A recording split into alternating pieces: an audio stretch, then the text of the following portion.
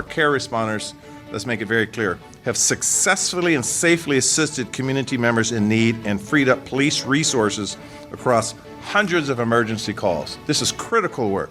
Well, that's Seattle Mayor Bruce Harrell right there, announcing last week that Seattle's Care Department, Community Assisted Response and Engagement, with its 911 dual dispatch pilot, well, that's going to be expanding citywide. This means we'll soon be seeing more of CARE's behavioral health responders across Seattle heading to low acuity calls to hopefully free up police officers to go on higher priority 911 emergencies. So, what results have these care teams been able to show so far?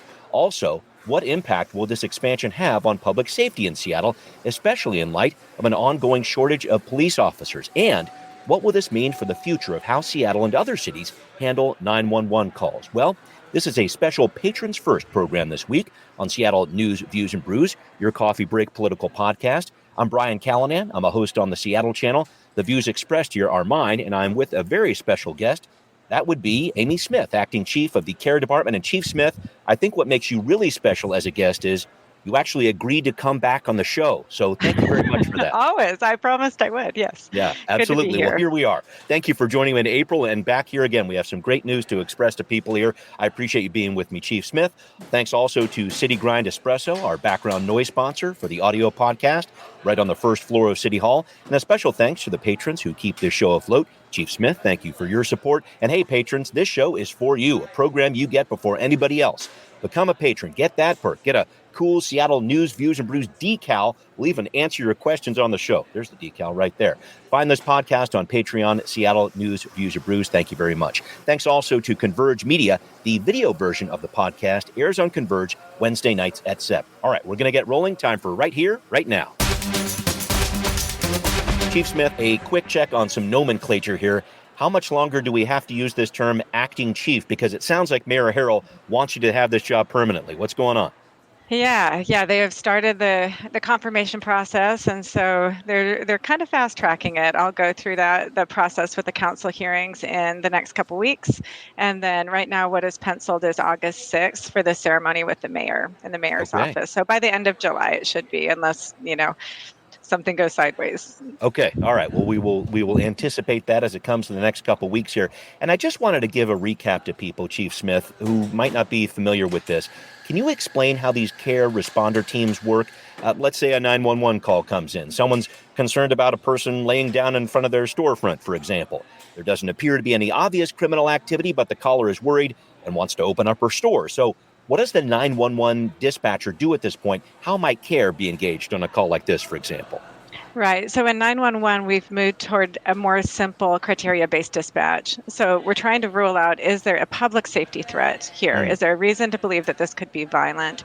Is this a medical emergency? Is this a call that might wind up at Harborview? Is this an overdose? Is there a literal fire? If it's neither of those, then it's probably a good call for a civilian team. So the CARE team is 2 mental health, behavioral health specialists that are dispatched on police channels to scenes like this.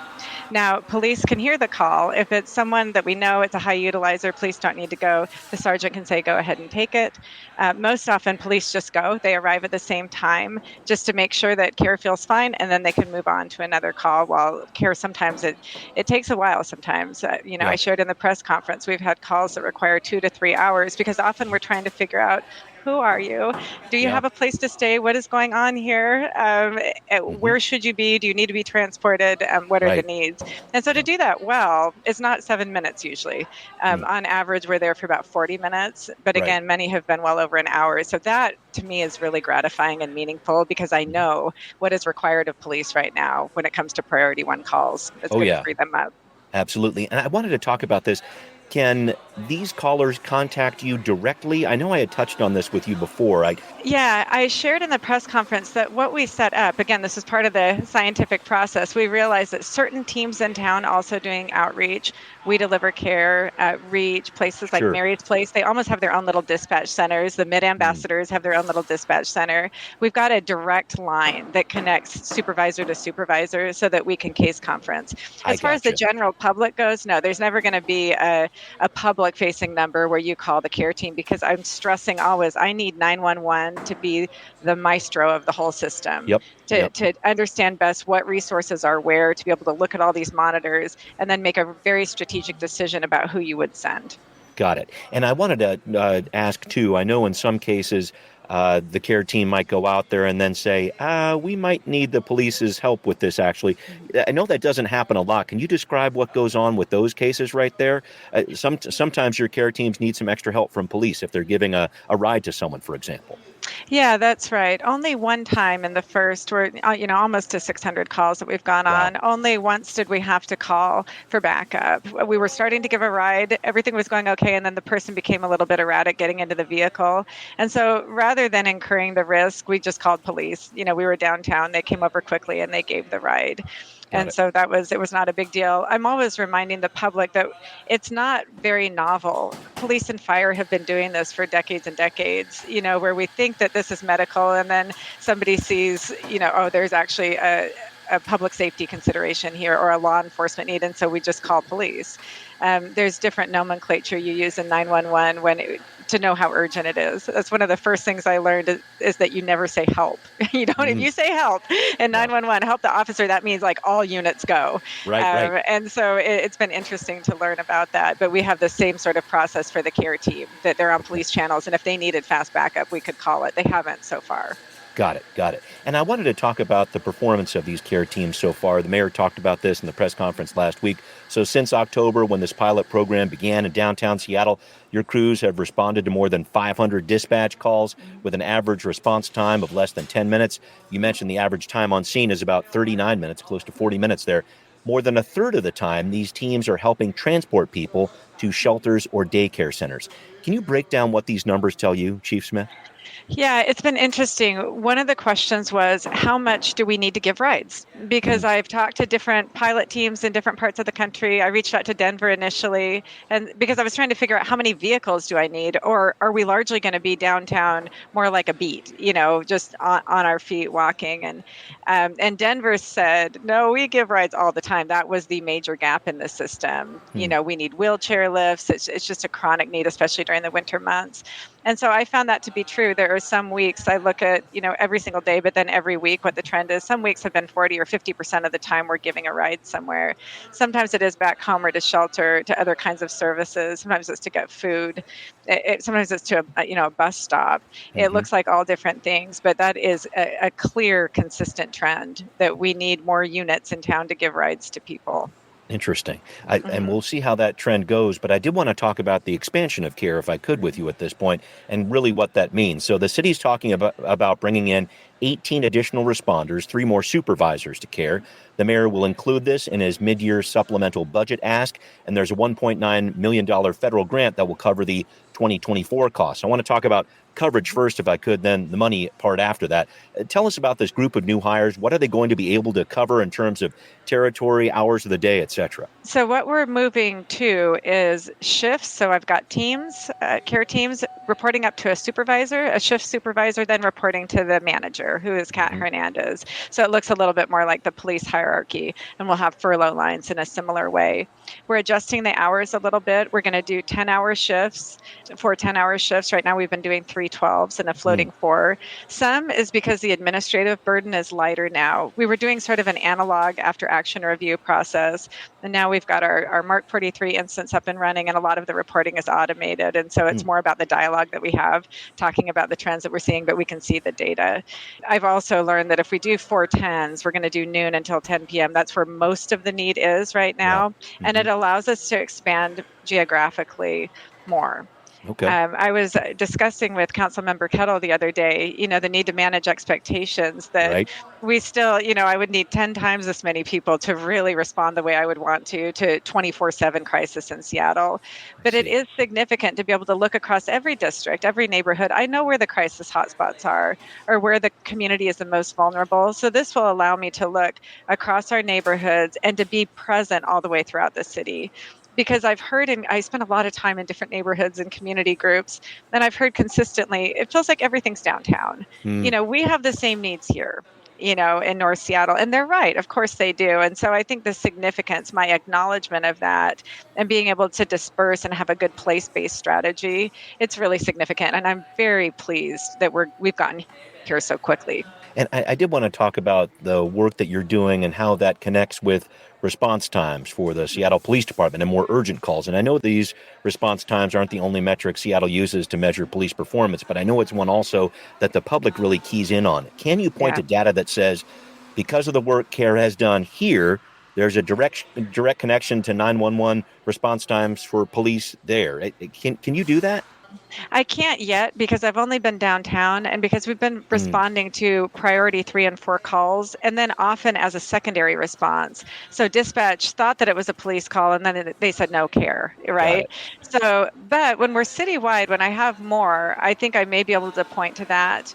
I had shared in a press conference last fall that I think that I'm probably sending CARE instead of no one versus instead of police. It just didn't look like we were ever getting to these calls or it would take hours. Yeah. And by that point, somebody's wandered off or, the issue is either resolved or it's invisible to us. What's really significant in 911 is that during the last 4 months, we did a kind of an overhaul of call prioritization, looking specifically at what should priority 1 be. Lights and sirens, top priority. That should mean actual threat to life. And there were a number of ways we had strayed far from that definition. I've shared the example of, sometimes we found someone who was deceased in a tent, for days. That is a tragedy. There's no question. But often I have someone at gunpoint. So I need to be able to prioritize the person who is alive where we could save a life over this other. But priority 2 is still very high priority. But that is where I can see a significant improvement. In the first 2 weeks after rolling out these new protocols about what constitutes priority 1, there were 27% fewer priority 1 calls. And so you can see it disperse down, more priority 2, more priority 3. But that is so useful for police because then they can exercise better judgment. Priority 1, I got to go. And it's better for my dispatchers as well. So, that was really Deputy Chief Joseph in my department, Chief Barden in the police department, really let out on that work. And I've shared with the council, I think it's probably the most significant thing I'll do this year. That is a huge recalibration there when it comes to how you're dealing with those calls. I did want to wrap up with a quick thought here. The federal grant to pay for this expansion, I know that sounds very exciting, but where does that leave us in the years ahead? Is the grant money going to keep coming in, or would funding this have to come from a city budget that I don't need to tell you has a $240 million budget, or deficit, I should say, but it does. Talk to me about the future of this and the funding of it, please. Well, first of all, acknowledge Congress people, Smith and Jayapal, who got the congressional allocation. That is so significant and meaningful. I'll share with you that on the federal level, national funders and philanthropies are very interested in what we're doing here. I have a background in venture philanthropy, and my plan B is always going to be to go get this privately funded or go get more grants, because I am suggesting with Durham and Albuquerque, this is the model. This is the model. By the data, you need a third public safety department of first responders to go out, because we all have, high priority calls that are overdose, that are suicide, that have to do with low-level domestic disputes. And so let's just acknowledge that those are the threats to life right now. It saves a tremendous amount of money to send the best first response. I'm not going to be able to staff up the police department fast enough, but I can staff up CARE really fast. I get inquiries every day. People are excited about the work. It's so innovative, and it's probably the most significant innovation in public safety, in this city ever. It's really a moment in time where we're starting to reframe the whole premise of dispatch. Who do you send? And of course, we need to send something beyond just police and fire. And I often say, if I could say in 5 years, no, if I sent a gun and a badge, I thought that I had to. That really quiets the antagonism toward police, because we have been over-policing because we only had police to send. And so I don't have any doubts about the philanthropic interest in this. I hear about it all the time from folks, especially in the Northeast, folks in DC, state legislators. And then when it comes to our city budget, I'm working on the cost-benefit analysis. What does it cost when I send police, especially when they're working mandatory overtime, which is very expensive. The gear is very expensive versus this response. And so I feel perhaps more secure than I should, but it's such a good fiscal strategy. And so I need to be able to demonstrate that to the council, to the budget committee, especially, so that we can have alignment that I don't want fewer police or fewer fire, but we're not saving money right now, not investing in, again, the social work and behavioral health component that could get the best result and most likely talk someone into services where I'm not sending the same unit the next day to them again in the same crisis. Thank you very much for that. And I want to continue down this path with you, Chief Smith, if I could. Up next, we're going to talk about how expansion of the CARE program relates to Seattle's need for more police officers. A bit of a delicate question, and we're going to pick it apart next on Now Hear This. Well, unless you've been hiding under a rock, you're well aware that Seattle has fewer police officers now than it had in the 1990s.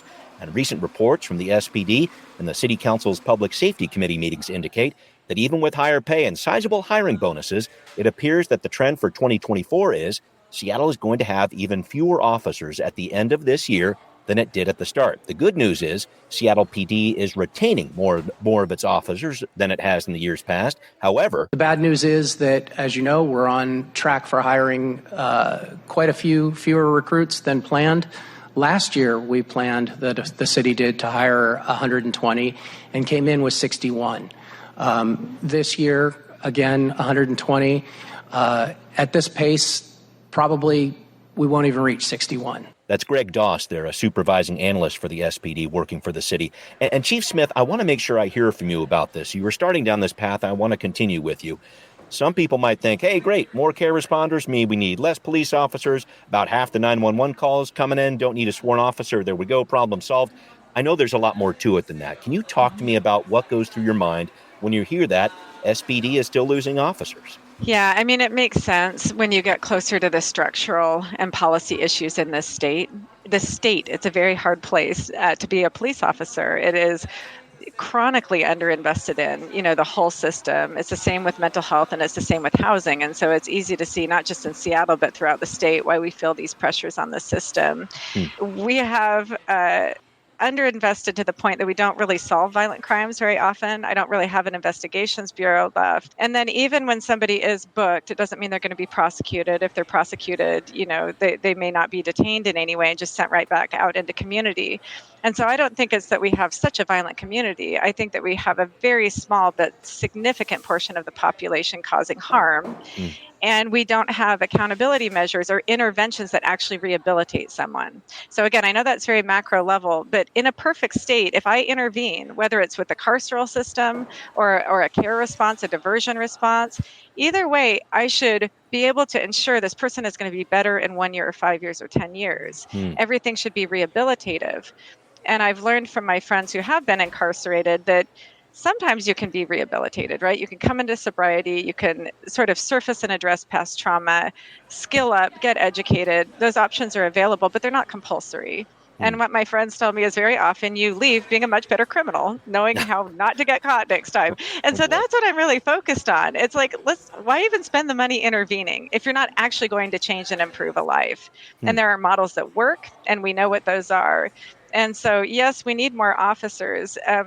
In a perfect state, if we had a fully staffed police force, I would still love to be taking the low acuity social work type calls. And I would love officers to be able to be really invested in reentry strategies with people and also with prevention. Helping to form strong relationships and community to really redesign how these different teams work together with community. But CARE, we will be able to staff up easily. I mean, we just will. And so that's what happened in Albuquerque. ACS got so big, in part because police were trying, they had 400 vacancies they were trying to hire. And it was just easier for Mariella to hire. And so the city leadership was pragmatic and strong and just said, cool, if I can get 100 of these folks, great. That's really going to help at least free up the officers and they can solve a lot of these issues. And that's exactly what happened 3 years in. I'm interested to know, though, what that means in terms of the future of the Seattle Police Department and officers coming in. And I know I've talked about this with you before. It sounds like most often when you're out on the street, you mentioned this in the press conference last week, about 88% of the time out on a call, police officers are asking, hey, CARE team, please join me or come afterwards. That's so right. there's some good working together there. But then I think about the future of this. We're talking about potentially a new contract for SPOG, the Police Officers Guild, as they negotiate with the city. Is the work of CARE going to be part of that equation? Because this starts to sound to me like might be fewer jobs for Seattle Police, and I know that's a concern for officers. Talk to me about that part. Yeah, I'm going to hold the line that that department has always been suppressed. Even our target hiring number right now, I think would have been more appropriate for 5 years ago based on current criminal justice data that we have available. And we've got to break these cycles. We have to. It becomes a generational problem, right? When you have kids growing up, think about the trauma when we have these school shootings for a whole community. And that has a real impact on mental health. And also, we've normalized violence. We've normalized crisis. We've normalized overdose. We've normalized sleeping on the streets. That is a huge issue. You know, I am optimistic, but I'm always stressing we have to believe it doesn't need to be like this. And everybody needs to figure out what part can I play in bolstering public health and safety and helping to prevent and minimize criminal activity, but also mental health crisis. I will refuse. I'm never going to say I need fewer police until the data would demonstrate that. And God willing, that happens in my lifetime. That would be awesome, but we are nowhere near that. And so the council knows and the mayor's office knows I will never suggest that we take money from the police budget and move it to my department or from the fire department and move it to my department. On the contrary, I very well might suggest, no, we need to invest more in Health One and the fire department, or we need to invest more in the police co-response unit, because I do have a lot of escalation, right, where you have potential violence and mental health going on, and the social worker should be in a ballistic vest. So that I'm trying to go on the record with that all the time, because I know that our success, I hear this from national thought leaders in policing, police reform, and an alternative response, that is probably the key thing I got right, that I'm holding that line, that we are a public safety team with 3 divisions, and we are going to rise together or fall together. Got it. I wanted to make sure I touched on this point briefly with you, if I could, because the SPD is in an interesting position right now. Adrian Diaz, relieved of his duties as chief. Interim Chief Stu Rahr is not going to take the permanent job. What do you want to see in a new permanent chief for the city of Seattle? What qualities should that person have? Well, I will say I was aware of Chief Rahr because I'm involved with the policing project and different things on a national level. I love this woman. I am having a ball with her right out of the gate because, again, she is who she is. She has absolutely nothing to prove. She had an illustrious career, a wildly popular, excellent reputation, which is hard to do in the context of law enforcement. Yeah. She knows a lot about recruiting. She's definitely a feminist. She's a strong woman, and she's willing to just call balls and strikes. I try to behave like her a little bit because I think that that's what's required right now, is a lot of intellectual conviction and courage as we're talking about what actually is going on. I've seen her demonstrate a lot of humility, and I want to see that in a leader. I like leaders who are willing to say, I do not know, or this is what it looks like. I'll circle back and tell you, or nobody knows this, and not make excuses. We should not do that. We shouldn't, scapegoat the past or whatever happened in 2020. We have got to start today and talk about where we need to go from here and how we're going to be better. And one thing I've learned, I've never been around public safety, but it's not really set up to be a meritocracy. That's how it is in 911. It's more about tenure and then about these, sort of panels. And I'm always working with my guild to say, I need it to be a meritocracy. I need to be able to document performance and then act swiftly if I need to be corrective, or really promote and sustain people who are performing well, who are demonstrating cultural competency and excellent leadership. And it's easier for me in the care department than it is for police, where it's largely outside parties who take either corrective action or decide who's promoted. And so, again, that's like a structural issue, but I'm really perplexed by that. So I want someone like Sue. I'm going to talk Sue into staying around as long as she's willing to, because I think she's very effective and she trusts her leadership. There are some outstanding leaders over there, and I see her just, listening to them and taking really positive action. She's really transparent. She again, will comment as she sees it, and she's really listening to people. Very interested to see what the next move is there. Thank you for sharing on that piece. All right, well, coming up, what does the future look like for CARE? A question that we're going to ponder in light of a certain call that's coming into Seattle's 911 call centers that a lot of listeners out there might not be aware of. That's coming up on What's Next.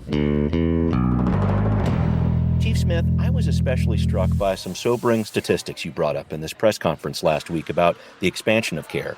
So Seattle lost 73 people to homicide last year, but over 1,300 to overdose in Seattle and King County. And then this is the one that really hit me.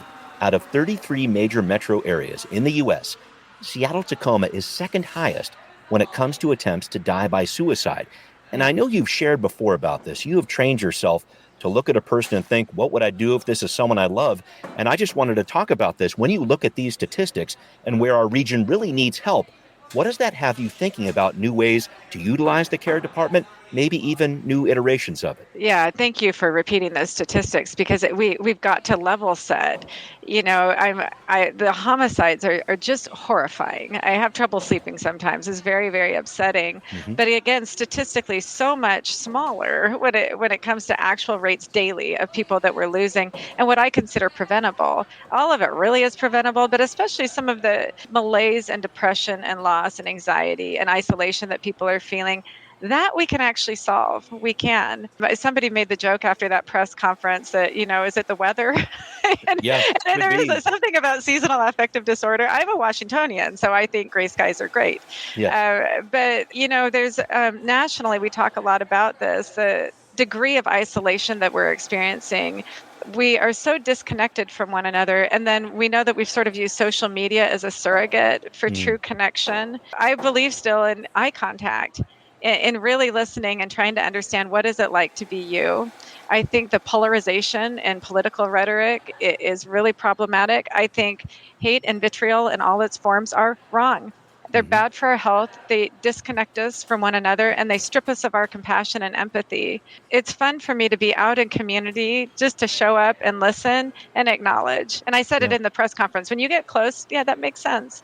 Even when I do hear somebody's anger, frustration, that makes sense. But I would like our community in Seattle. I talk sometimes about like that Seattle freeze idea, you know, that we're kind of passive aggressive and like, just don't be. Just stop. Don't be like that.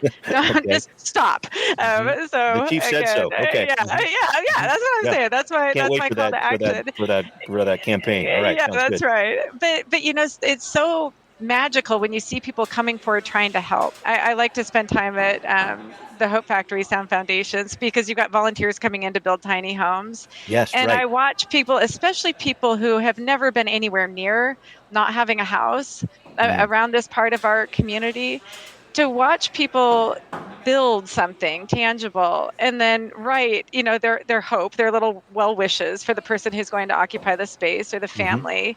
It brings you closer to that. This is a person like me, you know, It's more empathy. Yeah. Can you circle it back to what this means for the future of care and maybe different ways to deploy your teams and how you could get to some of these larger issues you're talking about? Yeah, I think a lot of it is we sort of are acting as the connective tissue right now. I'm always with all these different nonprofits in all these different neighborhoods, and I've got a good asset map even in my head. Who's doing what? Who's sharing the same philosophy? So how do we design a system where it's like, okay, first response, right, or the diversion team, and then who do I connect you with that could really help? The mayor has suggested a number of times that he wants an Office of Violence Prevention housed in care. That has happened in Albuquerque, and I think that would be great because until we have always that train running, prevention, you know, when I'm in community, I'm asking, what's working well? You know, do you feel safe? What is not going well? Did it used to be better? Why was that? And then I can come back, you know, to city assets or other providers that I know and say, oh, no, they actually provide food, or we have this resource, or we've got to bring back the spirit of volunteerism and make it really easy for Seattleites to know, you know, if I want to clean up a park, this is where I go. Yeah. If I want to help build a house, this is where I go. We got so restrictive in who can do what, you know, and then during COVID, it's like everything has to be sanitized. Yeah. And so right. what that does is it disconnects us from one another. And also the problems are too big and complex for government to solve. I don't think that was ever a thing. It's definitely not a thing right now. We're going to have to come together. So I like being the person that gets to talk about that all the time. I really see change even in the last 6 months. And some of it's giving people permission, just check on him. It's okay. If you're walking by to say, what do you need? Would you like me to call someone? Because we stopped doing that. I don't know why, but we need to do that again. All right. I am looking forward to more conversations with you in the very near future. Chief Smith, thank you so much for taking part in the program. Yeah, my pleasure always. Well, that's Chief Smith from the CARE department here. Many thanks to her for joining us here on this Patrons First episode of Seattle News, Views, and Brews. This is the podcast where you can always find out what's brewing in local politics. Thanks especially to patrons who support the show. If you'd like to be a patron, find this show on Patreon, Seattle News, Views, and Brews. You can hear us on Apple, Spotify, wherever you like to listen. Thanks also for watching on Converge Media. We'll see you next time. Seattle News, Views, and Brews is an independent production of Callanan Media Services. Copyright 2024.